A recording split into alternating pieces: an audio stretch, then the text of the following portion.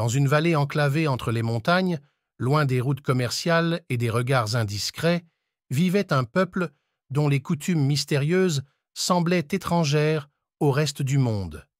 Ce peuple avait érigé de grandes statues de pierre qu'ils adoraient avec une ferveur que même le vent pouvait ressentir.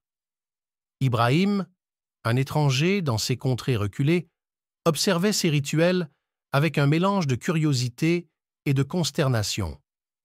Il savait, par sa propre révélation divine, que ces statues n'étaient rien de plus que des créations inertes des mains humaines.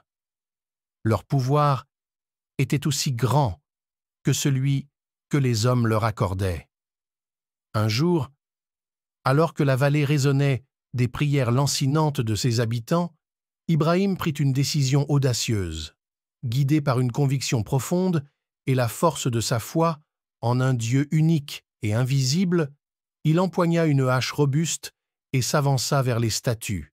D'une main ferme mais respectueuse, il fit tomber une à une les idoles de pierre, les réduisant en amas de fragments inertes. Le peuple, stupéfait, revint dans la vallée pour découvrir la scène chaotique. Les murmures se transformèrent rapidement en accusations. Qui avait commis un tel sacrilège? Qui avait osé défier leur puissance divine? Les regards se tournèrent vers Ibrahim, dont la stature imposante et le regard serein semblaient résister à toute menace. « Qui a fait cela à nos dieux ?» demandait-il, le ton empreint d'une indignation mêlée de crainte. Ibrahim, se tenant devant eux, avec calme, répondit « C'est la plus grande d'entre elles qui l'a fait. Interrogez-les, si elles peuvent parler. » Cette réponse habile plongea la vallée dans un silence chargé de réflexion. Les gens commencèrent à réaliser que leurs idoles, muettes et brisées, ne pouvaient en effet rien révéler sur l'auteur de leur chute. Ils comprirent que leur foi avait été aveuglée par des objets inertes, incapables de répondre à leurs prières ou de discerner le bien du mal.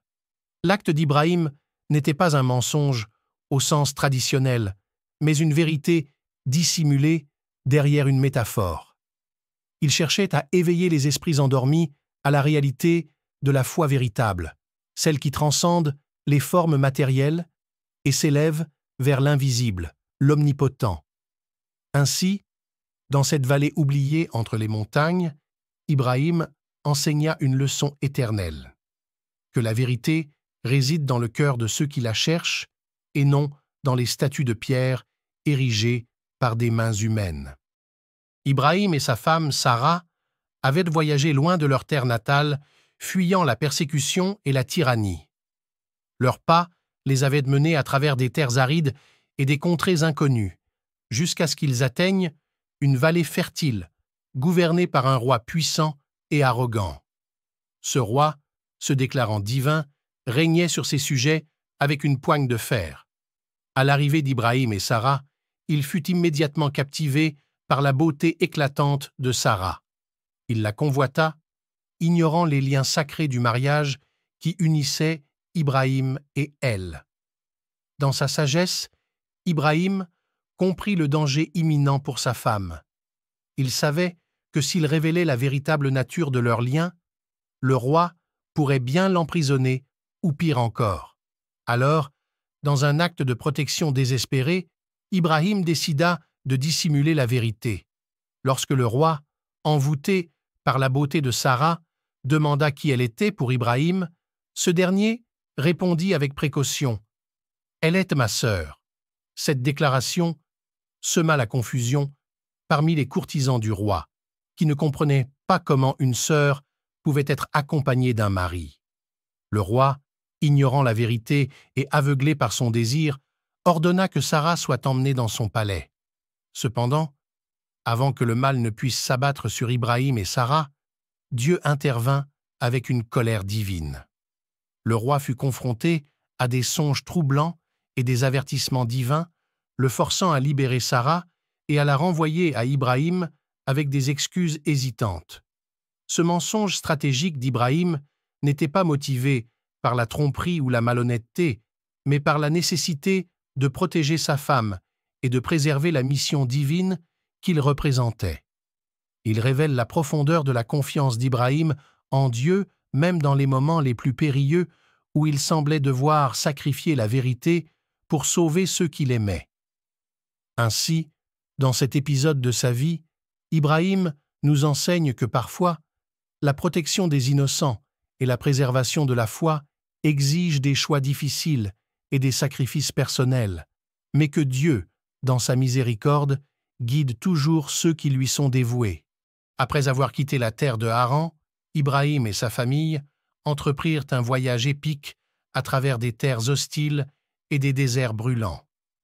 Guidés par la promesse divine d'une terre bénie, ils se dirigèrent vers Canaan, où Dieu avait prévu de leur accorder une nouvelle demeure. Sur leur chemin, ils firent halte dans la ville de Beersheba, où ils furent accueillis avec curiosité par les habitants.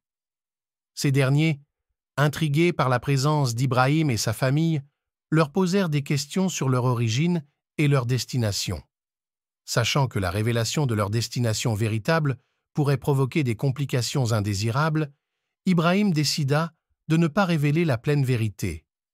Il répondit poliment aux habitants de Beersheba en disant « Nous ne faisons que passer ici ».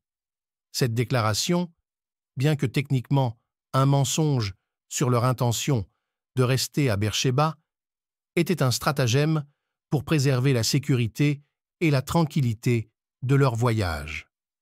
Les habitants, satisfaits de cette réponse, laissèrent Ibrahim et sa famille continuer leur chemin sans plus de questions. Ainsi, grâce à cette ruse innocente, Ibrahim et les siens purent poursuivre leur voyage vers Canaan sans encombre ni opposition. Ce troisième mensonge, comme les précédents, était motivé par la prudence et la sagesse d'Ibrahim.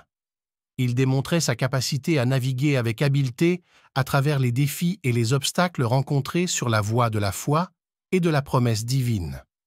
Ibrahim nous enseigne ainsi que parfois, la vérité doit être préservée de manière stratégique pour assurer la sécurité et la réalisation des desseins divins.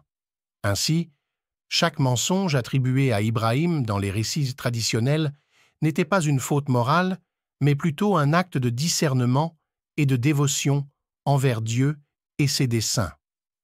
Ces histoires illustrent la complexité et la profondeur des choix auxquels les figures prophétiques comme Ibrahim sont confrontées dans leur quête de vérité et de justice.